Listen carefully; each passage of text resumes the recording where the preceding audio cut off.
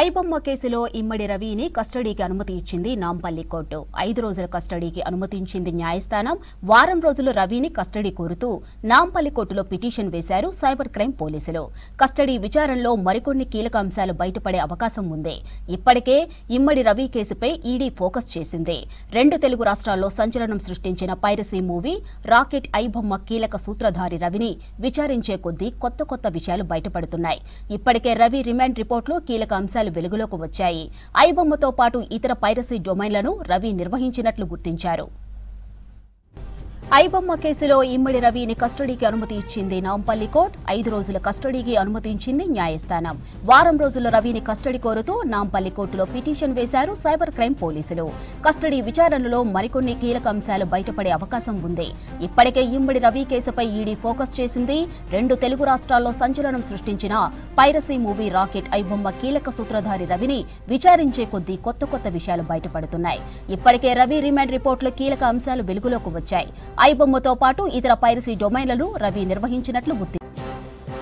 ఇమ్మడి రవి ఐబొమ్మ కేసులో ఇప్పటికే ఏదైతే సైబర్ క్రైమ్ పోలీసులు నాంపల్లి కోర్టుకు సంబంధించి కూడా కస్టడీ పిటిషన్ వేశారు. సో ఈ యొక్క కస్టడీ విచారణ కోసం కూడా 5 రోజుల పాటు నాంపల్లి కోర్టు కస్టడీ కోసం అనుమతి ఇచ్చింది. అయితే ఇప్పటికే చూడొచ్చు దీనికి సంబంధించి ఇమ్మడి రవి 2 తెలుగు రాష్ట్రాలతో పాటు అటు కన్నడం, మలయాళం, హిందీకి సంబంధించినటువంటి సినిమాలను ప్రైవసీ చేసి అప్లోడ్ చేసి పూర్తిగా కూడా 2 తెలుగు రాష్ట్రాలకు సంబంధించి కూడా పైరసీ చేసినటువంటి అన్ని సినిమాలు పెద్ద సినిమాలను కూడా చాలా వరకు అప్లోడ్ చేశాడు. ఇందులో ఈడీ కూడా ఎంటర్ అయినట్టు కూడా తెలుస్తుంది. సో ఈ మరిన్ని విషయాలు ఇప్పుడు కస్టడీలో చాలా విషయాలు బయటకు వచ్చేటువంటి అవకాశం ఉంటుంది. ఎందుకంటే మొదటి నుంచి కూడా ఇది ఎప్పుడైతే ప్రారంభించాడో అప్పటి నుంచి దాదాపు ఈ యొక్క ఐబొమ్మ తర్వాత బప్పం టీవీ అని 2 పేర్లతో పాటు 65 పైగా కూడా వెబ్సైట్లలో ఈ యొక్క మూవీస్ సంబంధించినటువంటి వాటిని అప్లోడ్ చేసినట్లుగా కూడా పోలీసులు గుర్తించారు. ఇక మరోవైపు చాలా వరకు కూడా అతను ఉన్నటువంటి నివాసాలు అటు వైజాగ్తో పాటు హైదరాబాద్ నగరంలోని కూకట్పల్లిలోని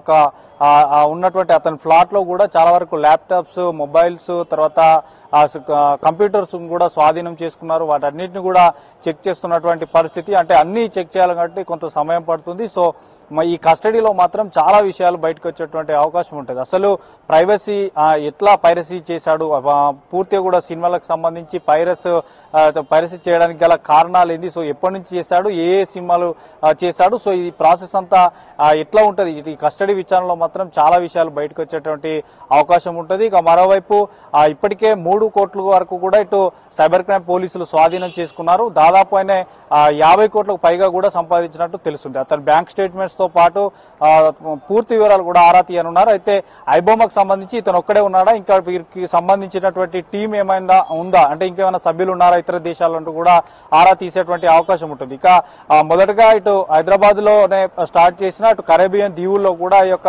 ఇమ్మడి రవి పూర్తిగా కూడా పైరసీ చేసి అప్లోడ్ చేసినట్టు తెలుస్తుంది. ఇక మరోవైపు ఇప్పటికే మనం గతంలో చూసాం ఈ ఐబొమ్మను తన చేతనే క్లోజ్ చేశారు. పూర్తిగా కూడా బప్పం టీవీ తర్వాత ఐబొమ్మని రవి రవి సూచనల మేరకే రవి ముందే రవితోనే దాన్ని మొత్తం కూడా బ్లాక్ చేయించారు. అయినా కూడా అరెస్ట్ అయినటువంటి కొద్ది రోజులకే పోలీసులు పోలీసులు ఈ యొక్క డీటెయిల్స్ తెలిపినటువంటి కొద్ది గంటల వ్యవధిలోనే మరొక ఐబొమ్మ అనే ఒక బ్లాక్ సైట్ నుంచి కూడా ఒక సర్వీస్ అన్అవైలబుల్ అని వస్తూ, సో మేము మీకు చింతిస్తున్నాము, ఈ సేవలు మీ దేశంలో శాశ్వతంగా నిలిచిపోతున్నాయంటూ కూడా ఒక మెసేజ్ రిలీజ్ చేశారు. అంటే ఇమ్మడి రవి ఒకడే కాదు, వీరికంతా ఎంటైర్ ఒక టీం ఉన్నట్టుగా కూడా తెలుస్తుంది. అయితే ఈ 5 రోజుల కస్టడీలో మాత్రం చాలా విషయాలు బయటకు వచ్చేటువంటి అవకాశం ఉంటుంది. సైబర్ క్రైమ్ పోలీసులు మాత్రం పిటిషన్ కోరగానే నాంపల్లి కోర్టు విచారణ అనంతరం కాసేపటి క్రితం 5 రోజుల పాటు కస్టడీకి అనుమతించింది. సో ఇమ్మడి రవి నుంచి చాలా విషయాలు ఈ కస్టడీలో బయటకు వచ్చేటువంటి అవకాశం ఉంది. మాధురి.